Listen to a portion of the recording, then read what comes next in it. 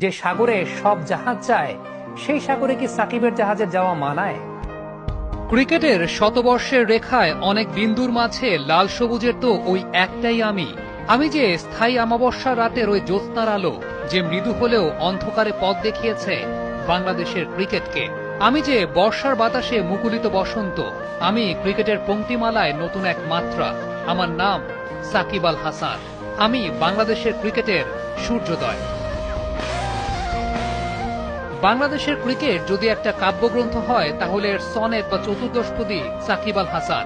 কবি যা রচনা করেন তাই কবিতা, সাকিব যা দিয়েছেন তাই বাংলাদেশের ক্রিকেট।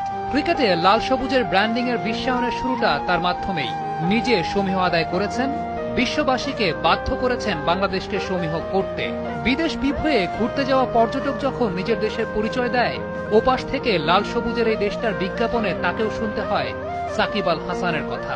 বংশের তোয়াক্কা না করে খান বা চৌধুরী বংশের কেউ কেউ নিজের সত্যভূমিষ্ঠ শিশুর নাম রাখেন সাকিব আল হাসান, কেউ বা নিজের নাম পরিবর্তন করে নিজেই রাখেন সাকিব।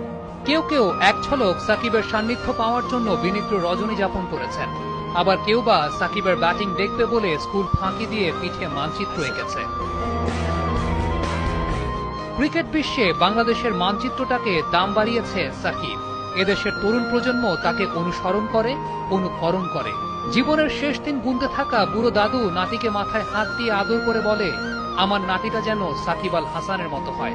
একটা প্রজন্ম যেখানে নিজের ব্যক্তিত্বকে সাকিবের মতো করে বহিঃপ্রকাশ করতে চায়, সেই সাকিবের তো সবকিছু মানায় না। যে সাগরে সব জাহাজই যায় সেই সাগরে সাকিবের জাহাজ যাওয়াটাও কি মানায়? হ্যাঁ, ক্রিকেট আইডিওলজির পুরো দায়ভারটা সাকিব নিয়ে বসেননি, কিন্তু একটা প্রজন্মের গ্রুম আপ আইডিওলজি যে তার দ্বারাই প্রভাবিত।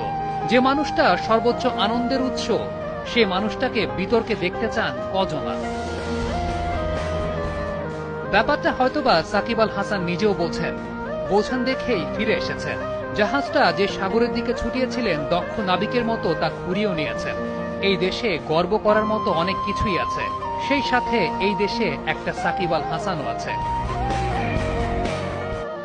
সাকিব আল হাসান বাংলাদেশের ক্রিকেটের সবচাইতে বড় নাম। আপনি মানেন আর না মানেন, দেশের ক্রিকেটের ব্র্যান্ড অ্যাম্বাসেডর কিন্তু এই সাকিব আল হাসানই। হ্যাঁ, সাম্প্রতিক সময়ে হয়তো তার একটু খারাপ সময় যাচ্ছে। খারাপ সময় বিশ্বের সকল ক্রিকেটারদেরই যায়, তবে সাকিব আল হাসানই একমাত্র ক্রিকেটার যিনি সবচাইতে কম খারাপ সময়ের মধ্যে দিয়ে গেছেন। সবসময় ব্যাট এবং বলে টপ লেভেলের পারফরমেন্স করেছে তিনি। আমি যদি হারিয়ে যাই নীল আকাশের নীলে, তোমরা আমায় খুঁজে নিও সন্ধ্যা তারার মাঝে।